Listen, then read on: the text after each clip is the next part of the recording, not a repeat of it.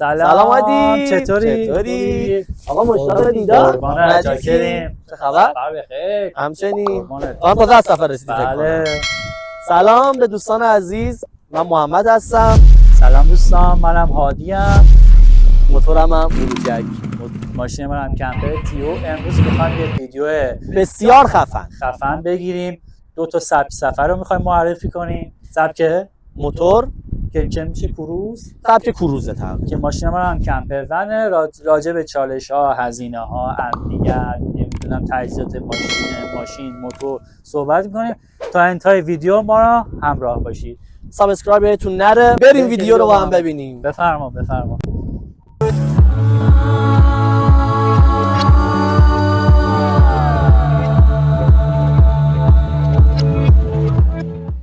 بچه‌ها ما راجع به 2 تا سبک سفر می‌خوایم صحبت کنیم که می‌خوایم بدونیم مزایا و معایبش چیه. سبک سفر من کمپره و سبک سفر محمد موتور.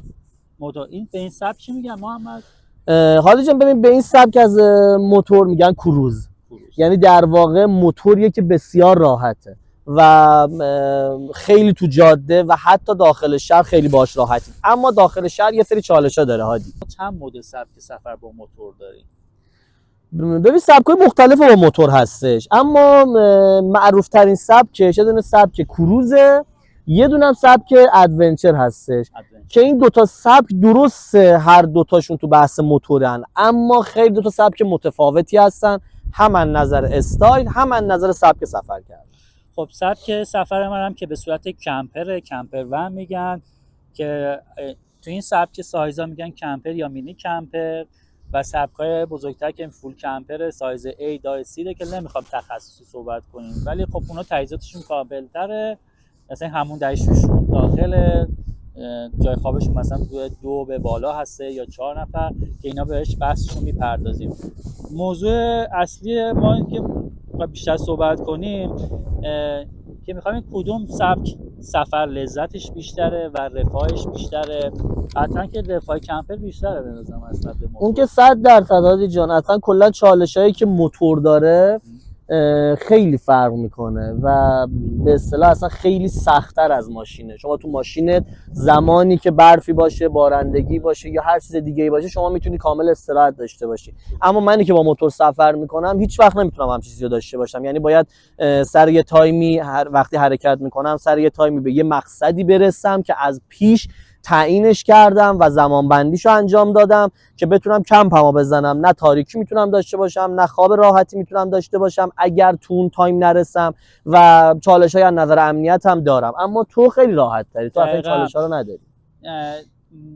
ما محیط یعنی عوامل محیط توی سفرمون کمتر میتونه رو ما تاثیر بذاره. خیال کن مثلا ما رسیدیم توی لوکیشن هوا بارونیه، خب ما راحت میریم داخل ماشین و همونجا پخت و پزمون انجام میدیم، استراحتمون انجام میدیم و حتی تو جاده هم که خسته بشیم راحت میزنیم بغل میریم عقب یه استراحتی میکنیم. ولی خب سبک موتور خیلی سخت داره، یعنی باید 100% بینی کنی که کجا میخوای وایسی کم کنی. دقیقاً یعنی همه چی باید پیش بینی شده باشه، یا اگه مشکل خوردی هوا طوفانی باشه میری اقامتگاه. دقیقاً همینه که شما میگی، ولی خب شما این داستانا رو نداری. حالا هادی جان یه چند تا سوال هم من پرسید، حالا منم یه سری سوالامو نوشتم هادی. بله. که معمولا توی نوت گوشی مینویسم که یادم نره، یه دونم دفتر دارم حالا تو اونم مینویسم، ولی این سری گفتم بذار تو نوت بنویسم که ازت بپرسم. هادی اصلا چی شد که تو به این سبک از سفر کردن اونم با همچین ماشینی علاقه‌مند شدی؟ اصلا از کجا استارتش خورد؟ ببین من قدیم خیلی سفر میرفتم، سبک سفرم با سواری و به صورت چادر و کمپ بود. آره. بعد از قبل اون خیلی دوست داشتم یه ون داشته باشم که همه چی توش داشته باشه، یعنی وقتی داخل ون میخوابی، میشینی، آشپزی میکنی، کنار سینک گرمایش داری، سرمایش داری. برای من خیلی لذت بخش بود یه سفر با ون رو انجام بدم. بعد تقریبا این پروسه رو من 5 سال پیش یهویی توی کرونا جرقه‌اش تو ذهنم خورد که چرا موقعیتش پیش اومد، یعنی رفتم سمت. چه جالب. آرزو داری یهویی همه چیش مهیا شد برام. یعنی من شاید 10 سال طول کشید به این آرزو. اونم توی اوج زمانی که اصلا همه جا حرف مریضی بود و داستان بود و اینا، تو اصلا نمیتونستی این در واقع خونه بمونی. دقیقاً. یعنی میخوام بگم که پس کرونا اگر برای هر کی بد شد برای تو خیلی خوب شد. میتونه خوب باشه چون ما بالاخره اوایل کرونا بود، همه سر کار نمیرفتن آره. و یا خونه نشین بودن، کارشون از دست داده بودن. خب منم تو این فرصت استفاده کردم، ماشین رو گرفتم و تجهیزش که ماشین از شیراز گرفتم، آوردم خونه، تعمیرات موتور رو انجام دادم، حتی داخل ماشینش رو دیزاین کردم. چه جالب. همه کارش هم خودت انجام دادی. خودشم تقریبا تو این 4 سال هی ماشینم تقریبا آپشناش هم بیشتر میشه، تکامل پیدا می‌کرد. طبق حالا آپدیت میشه طبق تون. لوازمی که وارد ایران میشد. خب اون موقع دانش تجهیز تو کمپر تو ایران خیلی کم، الان خیلی خوبه، تجهیزات کمپر هم خیلی زیاد شده تو ایران. حتی خودت هم اون موقعی که می‌خواستین موتور سبکش آره. قطعا اطلاعات کم بود داخل. دقیقاً. ولی انقدر تجهیزات موتور زیاد شده که راحت می‌تونی بخری، حتی خودت بسازی، ایده بگیری از دوستان. آفرین. دقیقاً باعث میشه که الان اطلاعات راجع به سفر و کمپر یا سبک شما موتور زیاده و دوستان راحت میتونن با نقد و بررسی تو ویدیوها تو یوتیوب یا اصلا تو اینستاگرام، کسی که بلاگری میکنن میتونن اطلاعات دقیق بگیرن و مستقیم بدون که تجربه یه مسئولی رو داشته باشن که حالا خوبه یا بده، برن مستقیم اون جنس خوبه رو بگیرن استفاده کن. چه جالب. یه سوال دیگه ای که من اینجا نوشتم اینه که تو یه چالشی هم به من بگو. من که فراوان چالشام. دقیقاً موتور خب خیلی چالش داره، هم که تو جاده میافتی چالش ماشینا رو فکر کنم دقیقاً. آره. با هوا با آره. نگو. از سخت‌ترین چالش موتور چیه تو سفر؟ سخت‌ترین چالش موتوری که من اگه بخوام بگم، نه تنها سبک من، هر سبک دیگه ای و مخصوصا جاده ها، باد. یعنی من هیچ وقت یادم نمیره سفری که به یزد داشتم توی برگشت میبود اصلا به یه بادی خوردم که نمیتونم براتون دوستان اصلا توصیفش کنم. قسمو کرد. یعنی هادی اگر تو اون لحظه با موتور من بودی، واقعا اگر یه شخصی بودی که بدون تجربه بودی، قطعا یه اتفاق واسط میفته. دقیقاً. چیزی که منو نجات داد تو اون سفر یزد، یه دونه از این خاورای یخچالدار بود که اتفاقا کردم بود. همینجا من یه درود میفرستم به بچهای کرد که خب توی سفرام یه چند جایی و چند مرتبه‌ای هادی به من برخورد داشتن، چون بالاخره حالا سبک من چون یه ذره آره کمک کردن. آفرین. دقیقاً همه شهرها هست، ولی من از کردا خب 3-4 باری آره چیزای خوبی دیدم. عرضم به خدمت که اون بنده خدا موتور ما رو انداخت، با چه زحمتی با چه داستانایی انداختیم پشت ماشینشو، ما رو تا خود کاشان رسوند.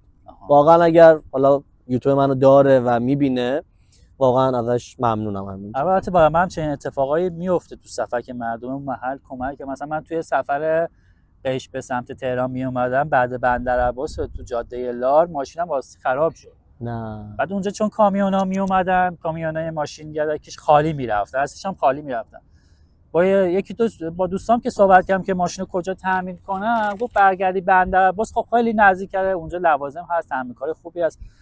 من این ماشینایی که ماشین بر بودن خالی می اومدن، یکیشون وایساد و گفتم من ماشینم اینطوریه، دست خرابه و میتونی منو تا یه جایی ببری؟ گفت آره. بنده خدا وایساد، این درود به شرف درست کرد. بچه اصفهانم بودم، درود به شرف. ماشینمو انداختیم بالا ماشینش، بردیم تا نزدیکای بندرعباس، اون رفت سمت بندر لنگه. منم اونجا بسام چون دوستان مسیرش بوده. آره هم مسیر بودی، ولی خب همون زحمتی که بیاره ماشینو تنظیم کنه، من برم بالا وقت بذاره اینا، دقیقاً کمک کرد. و حالا یکی از شهرها میره که آدم میتونه میزبانش باشه تو سفر، یعنی سبک سفر ما یه جوری که مردمش علاقه دارن، میزبان هم میشه. حالا نم تجربه میزبان داشتی یا نه، خیلی محبت دارم.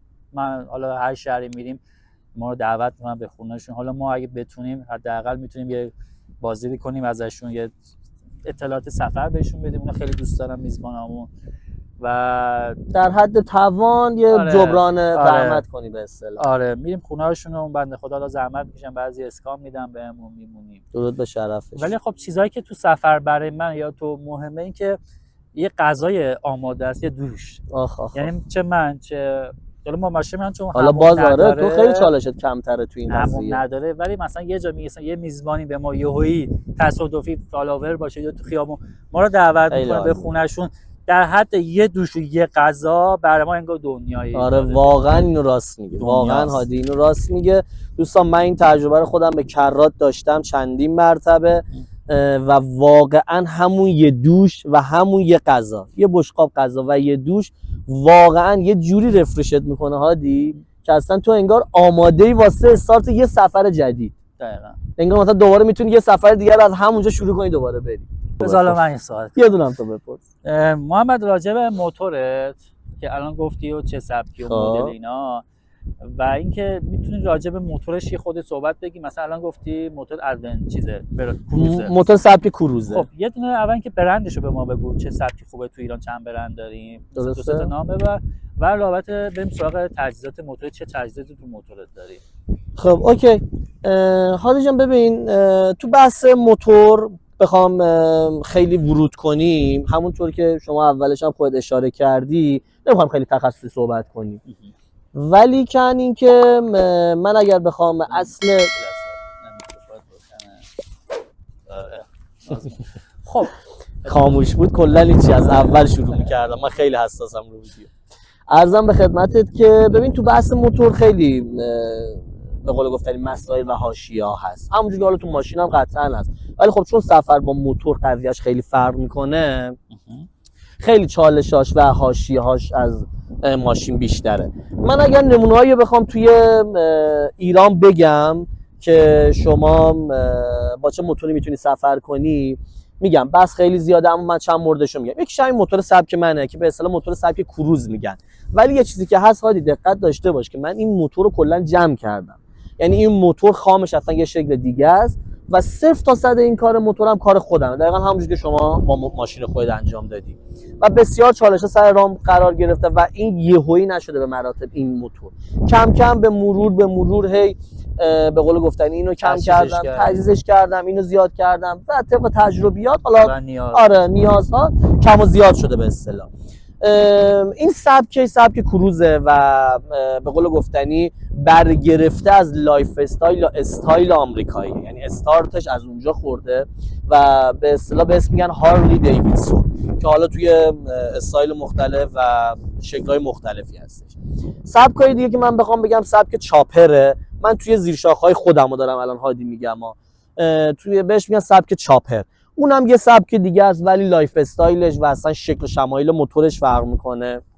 سبک دیگه ای که داریم که باز هم زیر مجموعه شاخه من میشه، یه سبکیه که بین این دوتاست و اصلا کلا تیونینگش، دیزاینش خیلی با هم فرق میکنه که الان در حال حاضر توی ایران موتورایی وارد شده که بهش به اسم موتور کویر C2 که شرکت کویر وارد میکنه و موتور بندا، ولی خب این دوتا موتور چینی هستن که وارد شدن.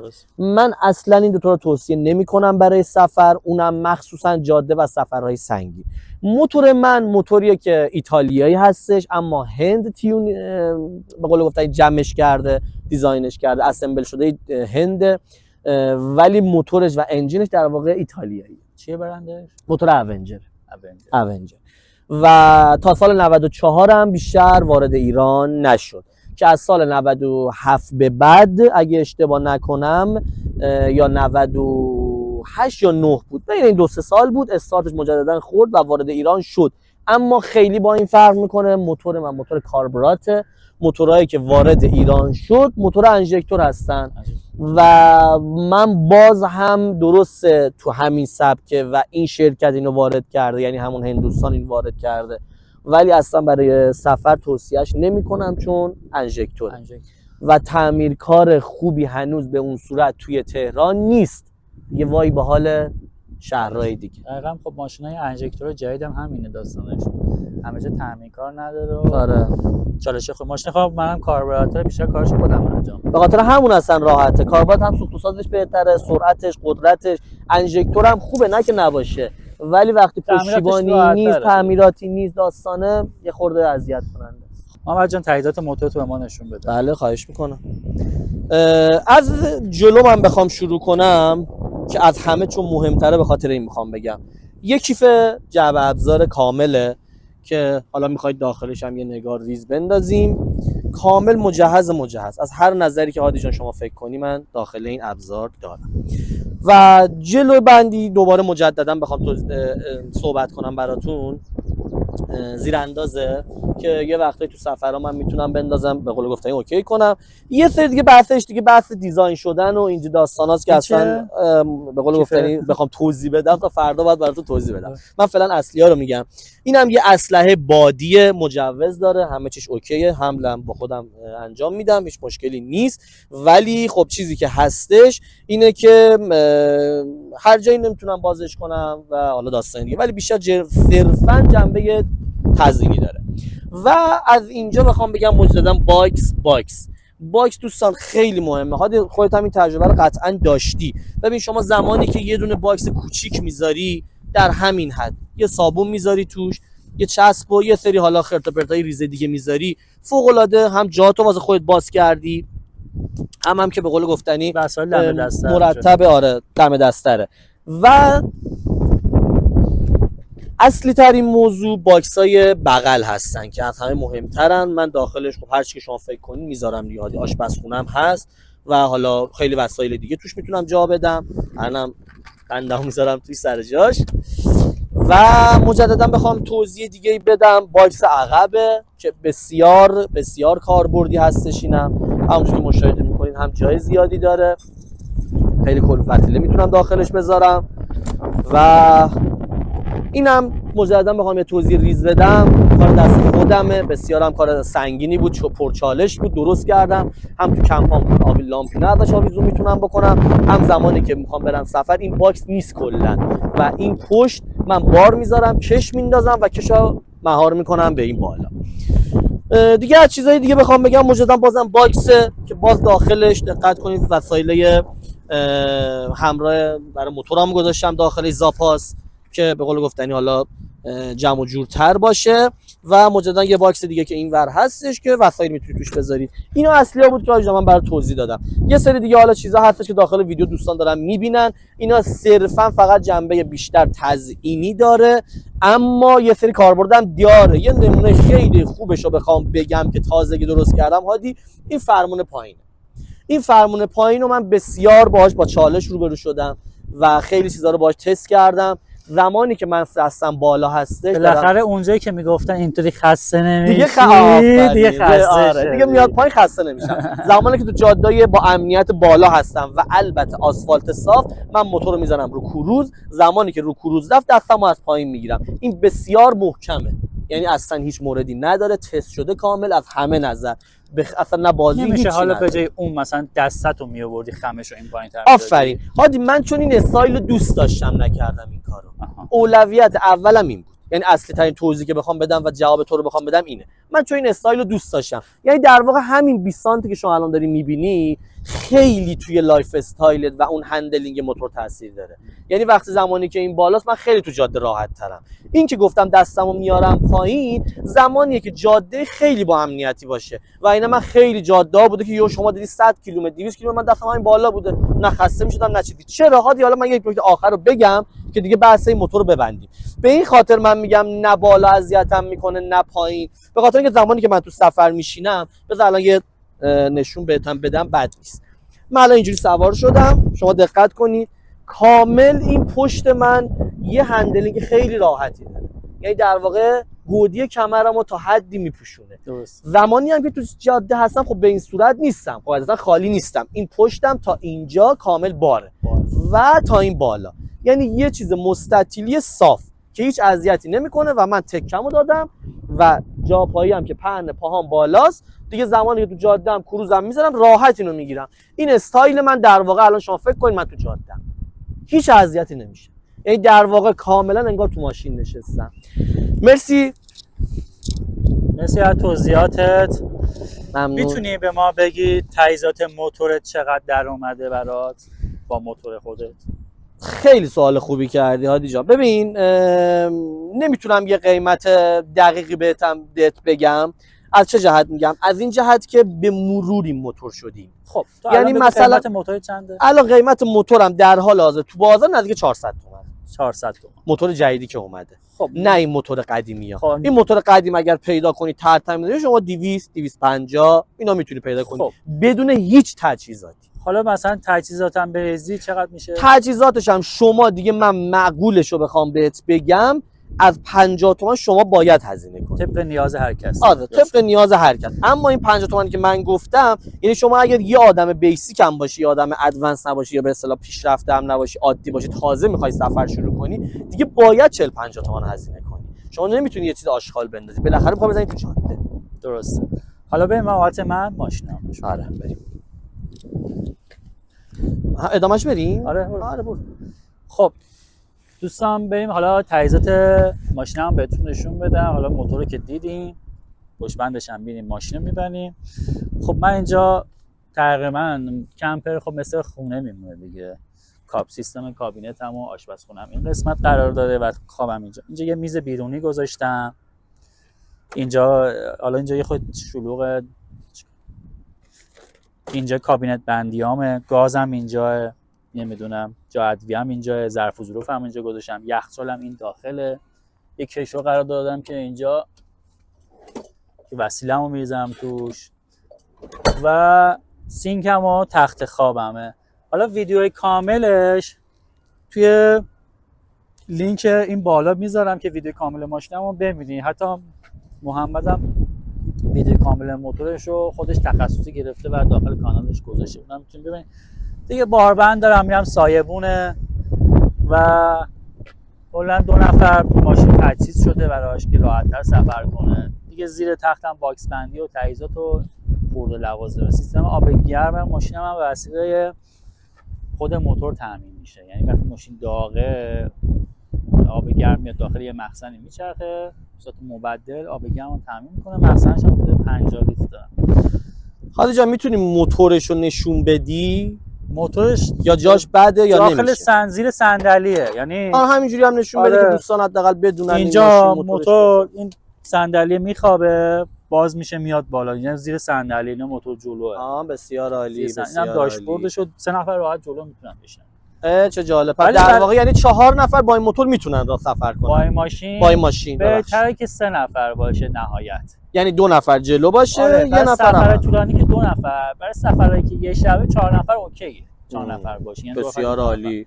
برای سفرهای بلند مدت 2 نفر به نظرم خوبه، چون تو هم 2 نفر خود چیفت دارن، لوازم دارن، لباس دارن، پوشاک دارن. دقیقاً.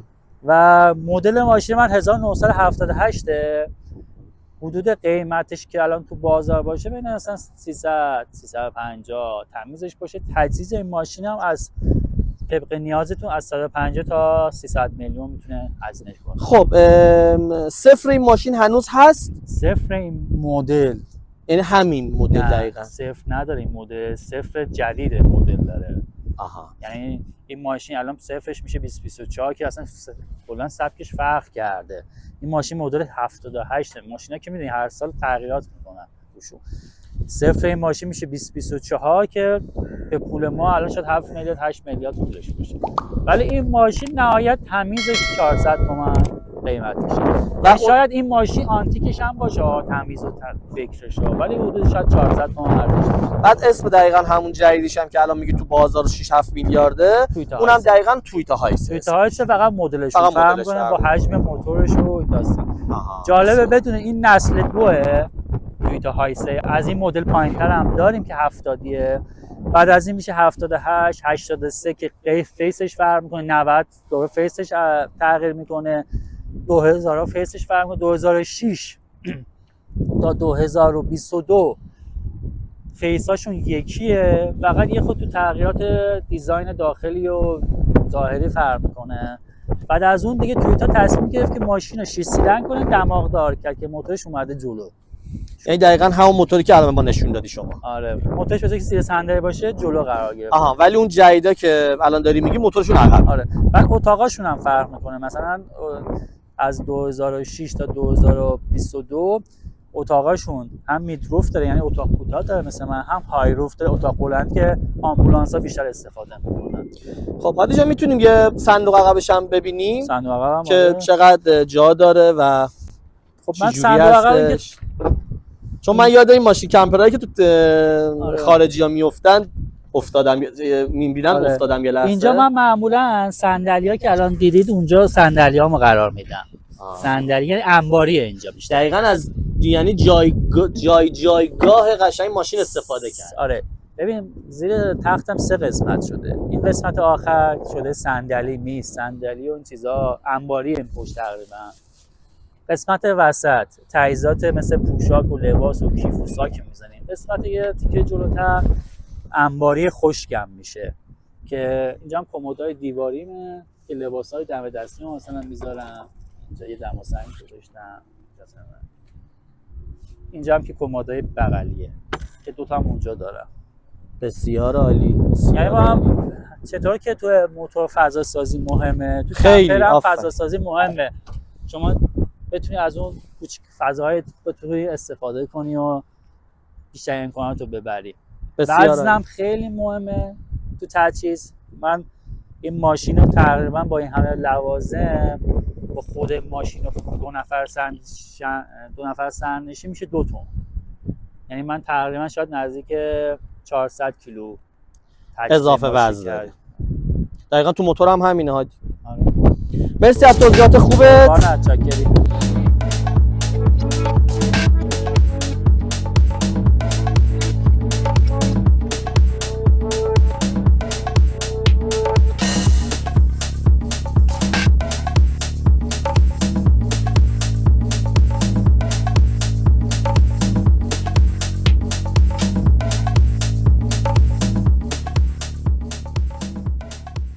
اول با این بحث رو شروع کنیم که محمد به نظرت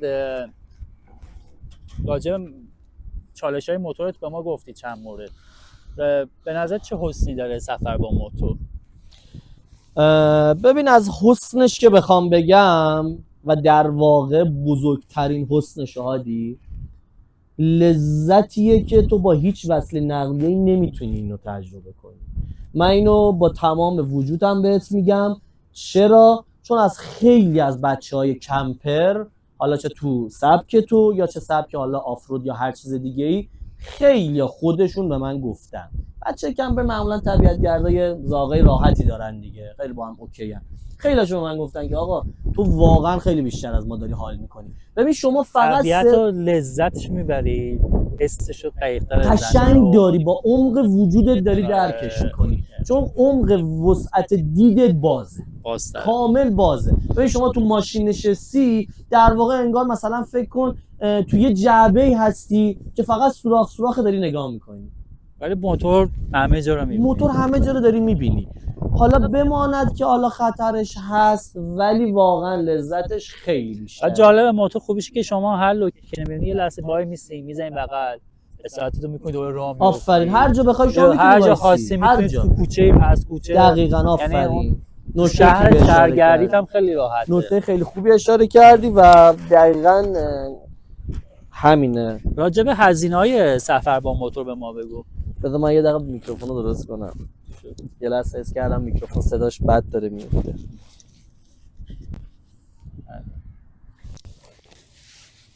خب دوستان عذرخواهی می‌کنیم، ببخشید. راجع به هزینه‌های سفر با موتور بگو. به نظرم خب هزینه سفر با موتور میتونه کمتر باشه، مثلا سفر خارجی. تو مثلا با ماشین می‌خوایم سفر خارجی بریم، مثلا بعد پول باک مثلا 50 لیتر رو حساب کنیم، ولی تو بعد پول باک 10 لیتری حساب کنی و من مصرف موتورم خب کم میشه. آفرین، دقیقاً. به این نکته خیلی خوبی اشاره کردی. نگاه کن الان موتور من خودش تقریباً 16 لیتر بنزین میگیره. 16 لیتر رو من در حالت عادی، یعنی چه حالت عادی؟ هوا خوب باشه، بادی نباشه، بارندگی نباشه، اما از نظر وزنی و بار من تقریبا تو همه سفرام یه اندازم. خودم که مثلا چقدر من میخوام، خودم که وزنی پایین بالا نمیکنم که، بارم مثلا یه خورده اونم در حد 1-2 کیلو شاید مثلا توی سفرهای مختلف کم و زیاد بشه، اما شرایط اصلی که من میگم فقط آسفالت و باد. یعنی این دوتا اگر باد نباشه، آسفالت خوب باشه، شما در حالت عادی با 16 لیتر من 250 کیلومتر میرم. یعنی 100 چند میشه؟ 250 کیلومتر میرم تقریبا. یالا این 100 ولش کن بابا. 16 لیتر کاتش 250 تا میشه. مصرفش هم میتونه هم بالا باشه هم کم، نسبت زیاده به نظرم 16 لیتر برای 250 تا. ببین معمولا من بچه میونه کلمت بچهای دیگه بودن که 300 کیلومتر هم زدن، تازه اونم که دارم میگم یعنی سری حدود 3.5 3.7. آره آره خب آخه ببین تو اینم در نظر بگیر که من این حالت رو دارم برای حالت تو جاده میگم. آره. یعنی مثلا شما تو حالت شهر بخوای با 16 تا رانندگی کنی فکر کنم 1 ماه داری. درست. خب شما اینجوری در نظر بگیر. ولی خب توی جاده هم بخوای در نظر باز بگیری، بازم گفتم خیلی شرایط مهمه. یعنی مثلا دارم میگم من تو اتوبان قم از برگشتش که دارم میام، خب سرپایینیش خیلی بیشتره تا رفتش که داری میری، سرپایینیش خیلی بیشتره. مثلا به فرض الان تا قم مثلا 100 خورده ایه، شاید من تا تهران مثلا بیام کلا 3 لیتر بسوزونم، مثلا 4 لیتر بسوزونم، در صورتی که زمینش خوبه، بادم نباشه. درسته. این چالشاشه. و از بابت حالا سوال دیگه هست بپرس، من بهتره خودم متفرقه نپرسم. خب حالا همین سوالو از خودم میپرسم. هزینه سفر با ماشین. خب هزینه سفر ماشین خب نسبت به موتور خب میتونه بیشتر باشه، هم هزینه استهلاکش بیشتره، هم هزینه مصرف بنزینش. ولی خب از اون ور خب رفاه بیشتری داریم. چطور؟ مثلا من الان باید سری 10 بسوزونم، 10 تا 12 لیتر میسوزونه. 2 نفر یا 4 نفر ظرفیت داریم، توی کمپ راحتیم، تجهیزات بیشتری داریم. دقیقاً. یعنی خونه سیار با همونه دیگه. آره. و هزینه خورده کارا که خب فرق نمیکنه، چه شما چه ما بالاخره حالا هر جا باشه باید هزینه کنیم. فقط خب این 4 تا لاستیک داره، روغنش هر 5000 تا باید عوض بشه، بیمه‌اش خب میتونه بیشتر باشه نسبت به موتور، و استهلاک سالیانش میتونه مثلا بیشتر از موتور باشه. مثلا استهلاک سالیانه ماشین من حدود سالی تقریبا ثابتش 10 میلیونه. حالا اگه غیر ثابته، مثلا هزینه لاستیکی یه اتفاق مثلا ناخواسته بیفته خراب بشه ماشین، میره مثلا روی 30 میلیون تا 40 میلیون هم میره. امسال دقیقاً من نزدیک 40 میلیون هزینه ماشین کرد. آره خب میدونم. این هزینه رو من 3 سال پیش روش انجام دادم. مثلا لاستیکش رو کردم، سرویس‌های دوره‌ایشو انجام داده بودم. مثلا 2 سال مثلا ماشین هزینه‌ای نداشت، فقط در سالی 10 میلیون هزینه ثابت، حالا روغن و بیمه و ماینه فنی وسایل مصرفی داستانه. ولی امسال چون از اون 3 سال گذشته خب لاستیک تو کمپر استهلاکش بیشتر، چون وزن ماشین همیشه زیاده، خورندگی لاستیک خب بیشتره. دقیقاً همینه. خب موتورم خب اگه روش بخوای فشار بیاری، خب استهلاک موتورت هم میره، قطعات دورچینش بیشتر میشه. حالا تو موتورم همینه. تو موتورم همینه. یعنی تو موتورم اگر مثلا صرفا من بار زیادی هم زده باشم و تو شرایط جوی مثل هوای باد شدیدم قرار گرفته باشم، به موتور خیلی فشار بیارم، چه بسا که بودن چند تا بچهای ما تو سفر اصفهان که داشتیم، چیزو وقت عذرخواهی میکنم، تو سفر طبس که داشتیم، تو راه برگشتمون 2 تا از موتورامون شاتون زدن. به اصطلاح یعنی اصلا موتور راه نمیتونه بره، حالا فنیش میشه شاتون، راه نمیتونه بره. موتور خب فشار آورده، خیلی فشار بهش آورده بود، بالا بوده، می‌خواسته سرعت بیشتری بره و شاتون. دقیقاً. یعنی همون دنده کشی، دنده کم کردن، زیاد کردن تو جاهای مختلف خودش تجربه‌ای میخواد. تو ماشین هم دقیقاً همینه. بعد چه بسا که اصلا جایی که شما خیلی چون ماشین ما و موتور شما ماشینای ضعیف هستن، یعنی ماشینی که تو ایران وارد میشن لوترین انجین رو دارن. یعنی شما وقتی من بعد با ماشین تقریبا ماشین سفر بعد ماشین تقریبا 6 سیلندر باشه یا 4 سیلندر 3000 باشه، 2700 به بالا باشه. آره ماشین اون وزن رو تحمل کنه. موتور شما هم موتور بعد تقریبا 600 سی سی به بالا یا 700 سی سی باشه که اون وزن قدرت رو داشته باشید. چرا؟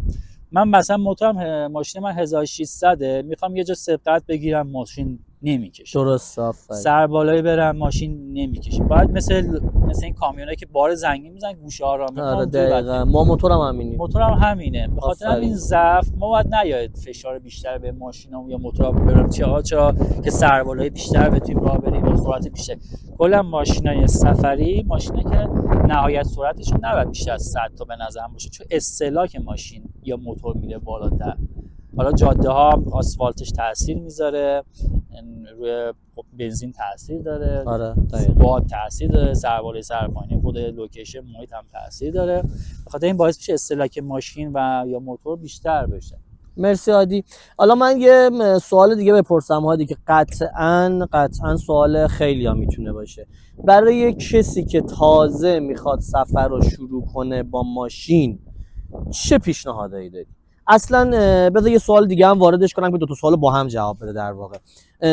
اصلا کسی که میخواد سفر رو تازه شروع کنه با ماشین، به نظرت با ماشین سواری شروع کنه از همون اولش؟ سفر منظورم طبیعت‌گردی درست حسابی ها، درسته. نه مثلا ماهی یه دونه یا مثلا چند ماه یه دونه، نه میخواد اصلا شروع کنه به طبیعت‌گردی، به سفر، با ماشین سواری شروع کنه یا با ماشین به قول گفتنی کمپر؟ اینو میتونی یه توضیح بدی؟ خب اینو خیلی از فالوورام هم به هم میگن که ما خیلی دوست داریم کمپر دار باشیم، حالا چه خانم چه آقا.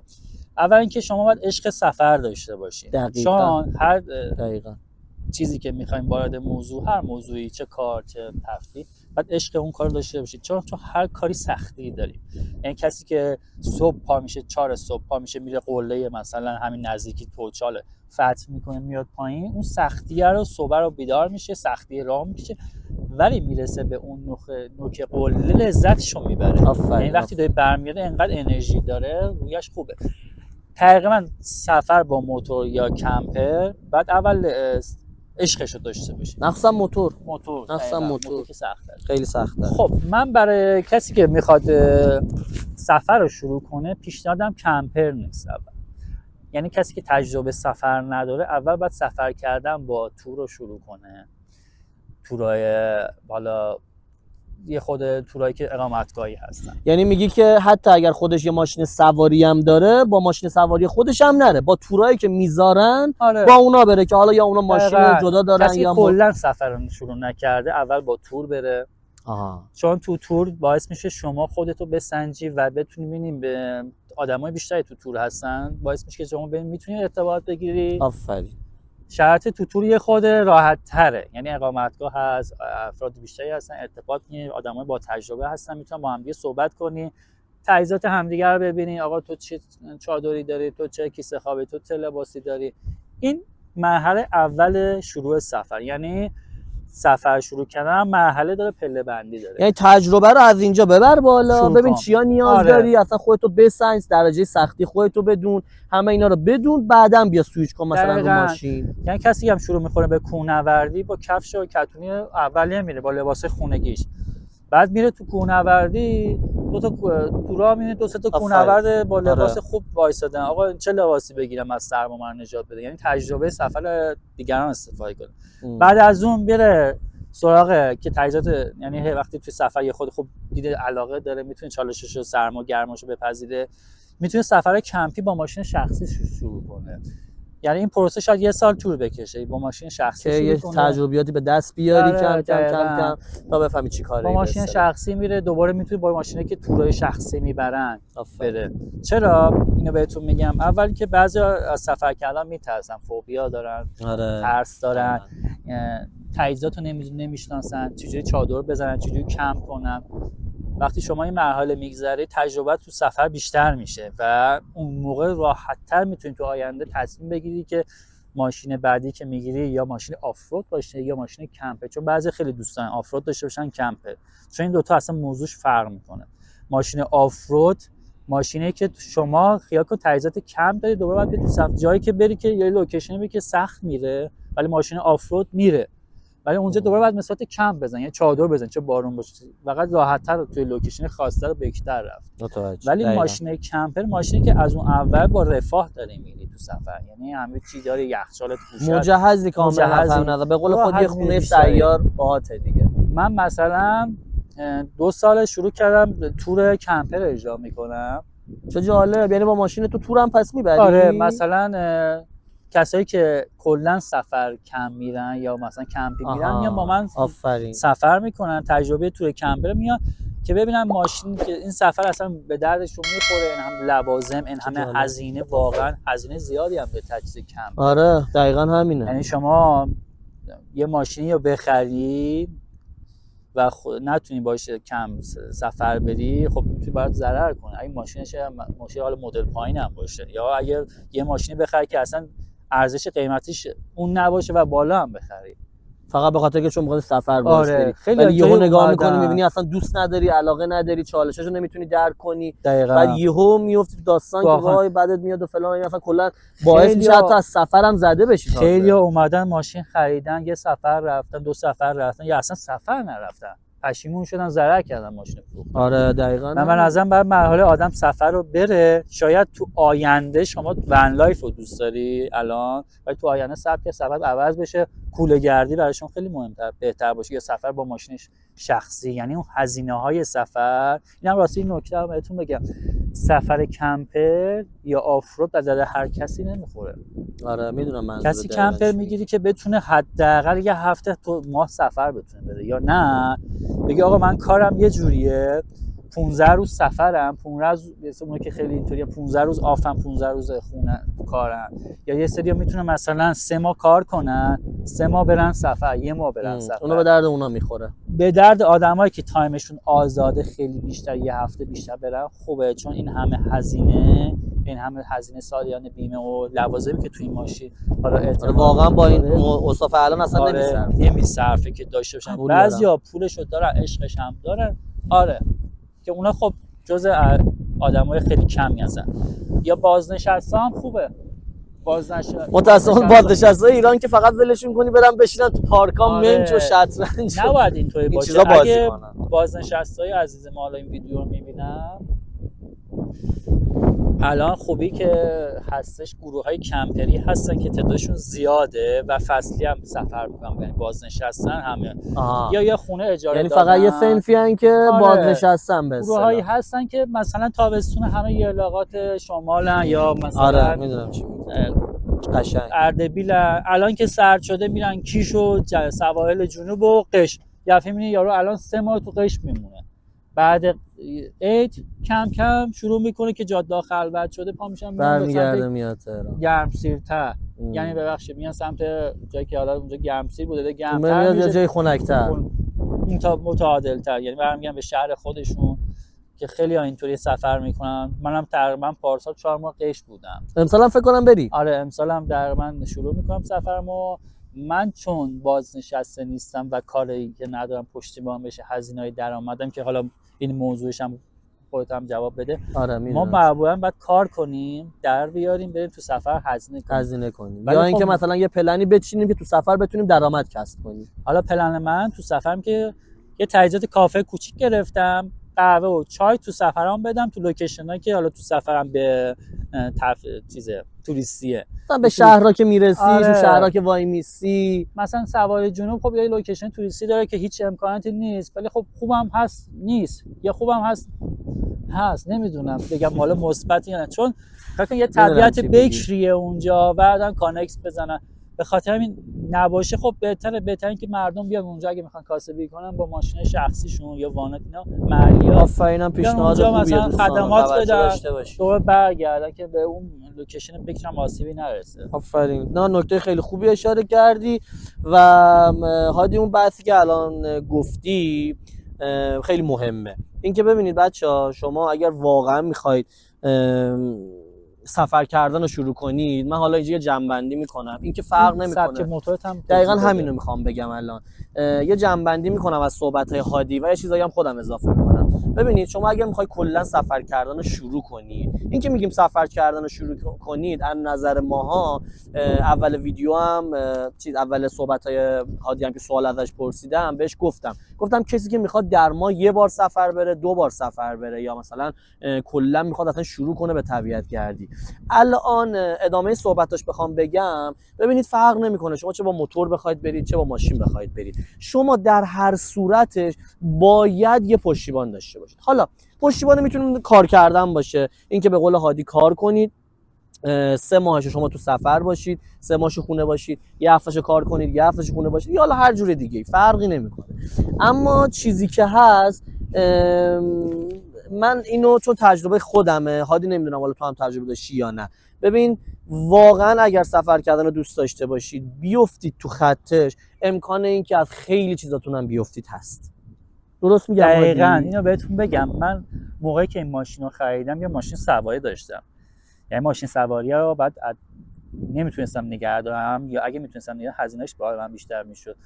یعنی من یه ماشین سواری از دست دادم، این ماشین رو خریدم، شغل ثابتم هم کلا گذاشتم، کار فنی انجام میدم. یعنی مدتی که تو شهرم میتونم کار فنی انجام بدم، تیکه تیکه کار کنم و سفرمو ادامه بدم. آفرین. تقریبا بودم همینطوری. دقیقا منم همینم هادی. ببین منم یه سری شغلا داشتم، الانم در حال حاضر خب هم تو بازار هستم، هم که حالا یه سری کارهای فنی وسط خودم انجام میدم، حالا درآمدی هست نیستشو به قول گفتنی میگذرونیم.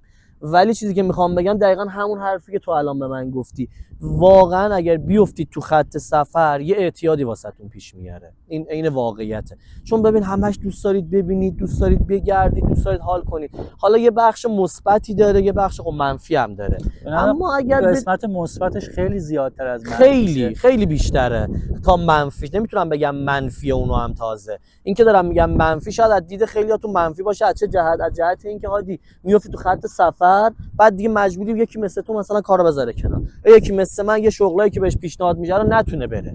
من واقعا خودم مثلا هادی آدمی نیستم که اصلا بتونم جایی بشینم، یعنی دوست دارم همش در به قول گفتنی تفریح باشم، اما کنارش گفتم خب آقا تفریح هم هزینه میخواد دیگه. دقیقاً مثل تو که الان داری میگی مثلا توی سفرات حالا یه کافه کوچیکی راه انداختی، حالا من شاید با موتور نتونم کار تو رو صرفا انجام بدم، اما اومدم شیوه زندگی رو کلا عوض کردم. این هم یه داستانیه که حتما بهش توجه داشته باشید. یعنی اگر واقعا میخواید سفر کردن رو شروع کنید، همه جوانبش رو بسنجید.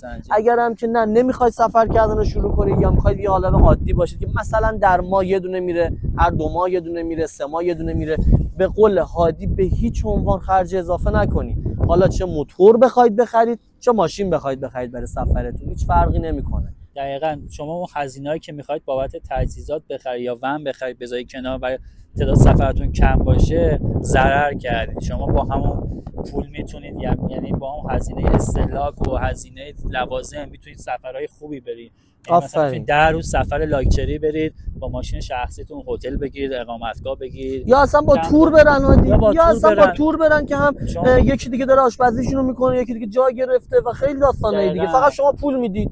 همین. فقط نکته مهمش چیزیه که هادی گفتش، این که شما ارتباط بتونید بگیرید. این خیلی مهمه. این که شما بتونید با آدمایی برید که اصلا نمیشناسیدشون، یعنی فقط دارید اون سفر رو میرید. خب خیلی مهمه دوستانا، این خیلی مهمه، توجه کنید. ببینید من هادی خودم دارم میگم، وقتی ارتباط بگیرن و تعداد سفرشون بیشتر بشه، تجربهتون بیشتر میشه. آفرین. دقیقاً. آدمای با تجربه سفر، اونی که مثلا تجربه نداره یه کوله 50 لیتری میندازه میره تو جاده، ولی اونی که تجربه داره یه کوله کوچیک میندازه. چرا؟ میدونه چجوری پولش کجا هزینه کنه، کجا بره. حتی اونایی که سفر خارجی میرن خیلی مهمه. دقیقاً. آفرین. مثلا کسی ها از این سفر خارجی میرن نمیرن بلیت گرون بخرن، میرن منتظر میشن بلیت ارزون چارتر رو پیدا میکنن، میرن اونجا هاستل میگیرن، حتی میرن میزبان میگیرن از اینجا که من برم خونه فلانی کار کنم، اقامت رایگان بهم بده، به جاش من مثلا خونه‌شو یا مثلا اقامتگاه باشه، کار در سفر رایگان داریم ما.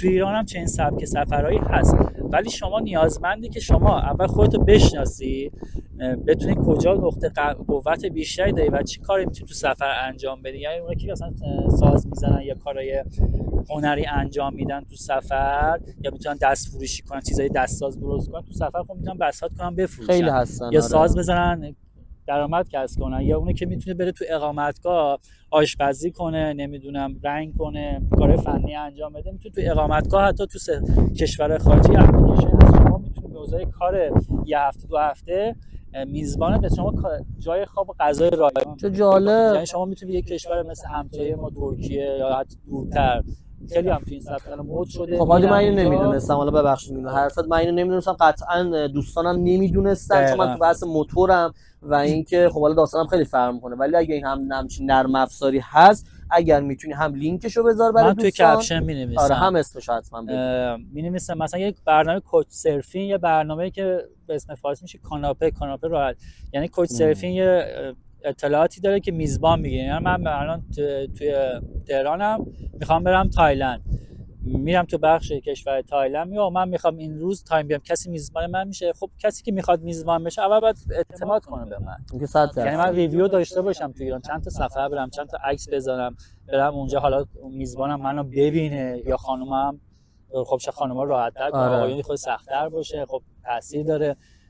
اون ریویو هم توی اون به اپلیکیشن هم فعالیت کنید، خیلی مهمه توی میزبان گرفتن برای خودتون. و حتی خودت شما هم که کسی میخوای میزبان بگیری می‌بینی دیتایی نده، خب سخت‌تر میگیری که کسی که ریویو بیشتری داره. این از این. من خودم 4 سال پیش که سفرامو شروع کردم، طبق تجربه که الان میخوام بهت بگم، نمیتونستم چجوری کار در سفر کنم. آره دیگه. یعنی کسی که از من بیشتر سفر رفته اون موقع بهم گفت آقا این کارو کن، اون کارو کن، یعنی ذهنش بازتر از منه که اون 4 دقیقاً سال. همینه. الان من توی این سن که تجربه کسب کردم، توی این چند سال با ماشین رفتم، میدونم چجوری تو سفر کار در بیارم، حتی چجوری کجا اقامت رایگان برای خودم بگیرم.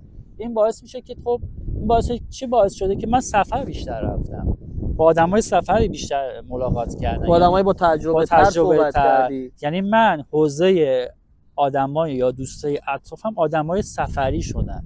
یعنی شما وقتی یه سیگار میگیری دستت، میری دنبال آدمای سیگاری. آره دیگه دقیقاً همین. وقتی یه چیز مثلا یه چی بهت بگم، میری کوهنوردی، آدمای کوهنورد. یعنی شما این در واقع همفاز خودت که تو اون سبکسی رو پیدا می‌کنی. دقیقاً همین. تو بحث موتور هم همینه.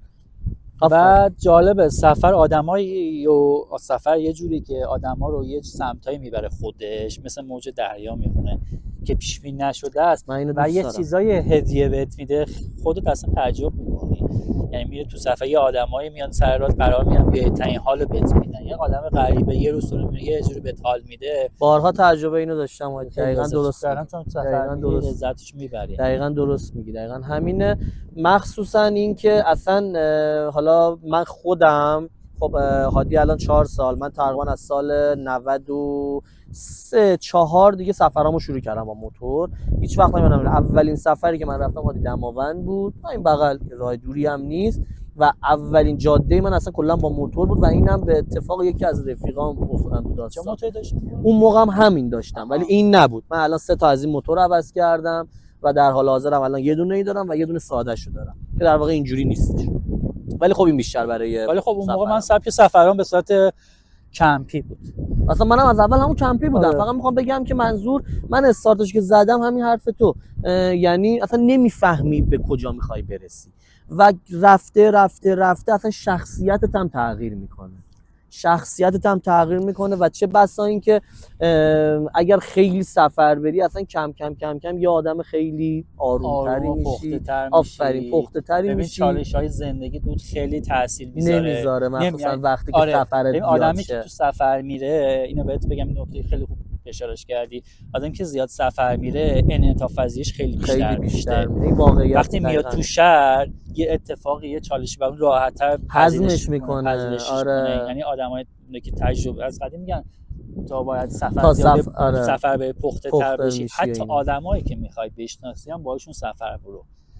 یعنی من یه دوستانی داشتم واقعا شاید تو عادی خیلی اوکی بودم، با هم می اومدیم اینجا صحبت، ولی تو سفر انقدر این آدمو منو اذیت کردن یا چالش اصلا همون باعث کلا اصلا بذارشون کنار، بهترین گزینه است. دقیقاً من الان رفتارم نسبت به آدمایی که با من هم سفر میشن یه جوری که اگه اون نتونم اونا رو تحمل کنم یه خود ازشون فاصله میگیرم و با هم مسیر میشیم. یعنی من پذیرشم تو سفر یه جوری شده که اون موقع نمیتونستم آدما کنارم میدونم کنم، ولی الان میتونم چجوری رفتار کنم با اون آدم، با اون آدم بپذیرمش و با هم سفر بشیم. یا نه خیلی دیدم مثلا دارم اذیت میشم، سفر خودم رو ادامه بدم یا از هم جدا بشیم. که خیلی هم مورد برای من پیش اومده که نتونستیم هم مثلا یک آدمی بشیم.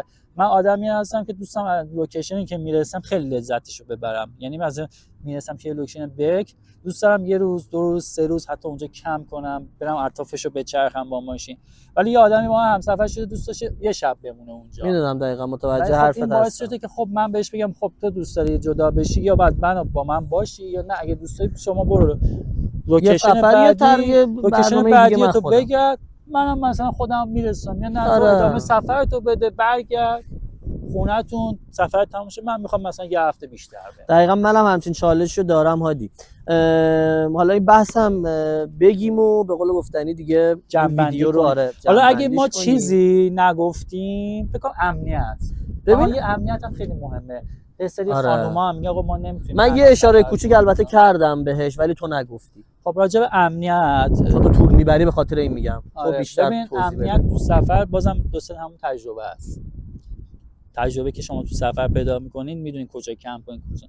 حالا مثلا ما محیط شهر رو بهتون بگم که محیط شهر ناامن‌تر از طبیعته 100%. مثلا لولش اینکه ما مثلا میخوایم بریم شهرهای سر راهمون سعی میکنیم آدمای اون شهر رو لیدراشو یا اونا که الان اینستا اومده اینا خیلی خوب بلاگراشو بشناسیم. حالا بلاگرا اونا که سفر میرن چه خانم مثلا ازشون بپرسیم آقا مثلا ما میخوایم بریم تو این سفر کجا کمپ کنیم ایمن‌تره، کجا سیف‌تره، کدوم پارک خوبه، معتاد نداره که ما رو شب اذیت کنن وسایلمون بدزدن. اینا رو خب ما پیگیری میکنیم.